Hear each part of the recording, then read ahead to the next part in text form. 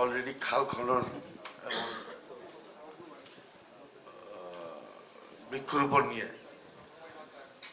Family card এবং কৃষক card নিয়ে উনি আন্তঃ মন্ত্রণালয় দুটা মিটিং করছেন। বিশেষ করে খাল খনন এবং বৃক্ষরোপণের যে আন্তঃমন্ত্রণালয় মিটিং, সেটাতে আমি উপস্থিত ছিলাম। সিটি কর্পোরেশনের প্রশাসক মহাশয় যে কথা বললেন যে খাল খনন আমাদের একটা প্রায়োরিটি, এই সরকারের একটা প্রায়োরিটি।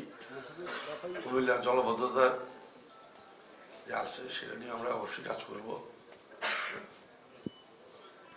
যেহেতু আমি এই মন্ত্রণালয়ের দায়িত্ব পেয়েছি এবং এই মন্ত্রণালয়ের দ্বারাই নগরায়ণ যে প্ল্যানিংটা হয়, হাউজিং এবং নগরের যে ইয়েটা, আমি আপনাদের কাছে আশ্বস্ত করতেছি কুমিল্লাকে একটা আধুনিক শহর হিসাবে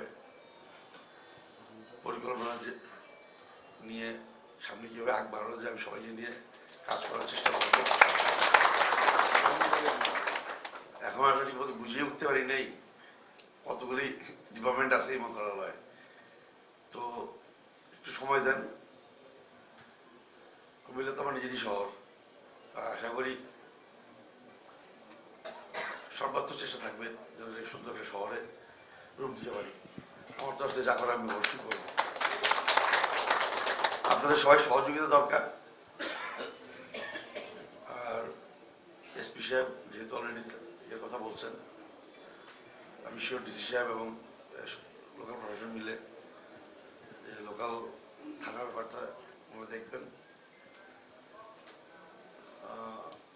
পিডব্লিউডির তরফ থেকে যেসব কাজগুলি চলতেছে, আমি এখনো ওয়াকাবল না ঠিক মতো, ডিপার্টমেন্টের সাথে বসবো, বসে আগামীতে আরো কি করা যায় এবং সব এখানে কিভাবে আমাদের সরকারি অফিসারদের জন্য আরো বাসস্থান ইয়ে করা যায় এবং নগর, কারণ বাসস্থানটা ভেরি ইম্পর্টেন্ট জিনিস।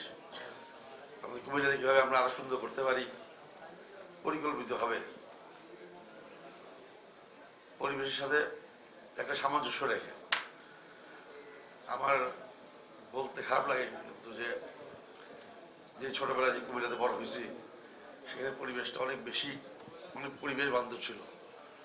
আজকে কিছুটা অট্টালিকায় ভরা হয়ে গেছে শহরটা, এবং অটো রিক্সা এবং সব মিলে এখানে মনে হচ্ছে যেন শহরটা ব্যবস্থাপনাও আধুনিকায়ন দরকার এবং শহরের পরিকল্পনা দরকার। যেমন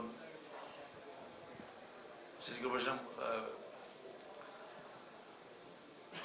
প্রশাসক সাহেব যে কথা বললেন যে পার্কের আমাদের অবশ্যই এটা যে কোনো শহরে যদি বিনোদনের জায়গা না থাকে, শহরবাসী তো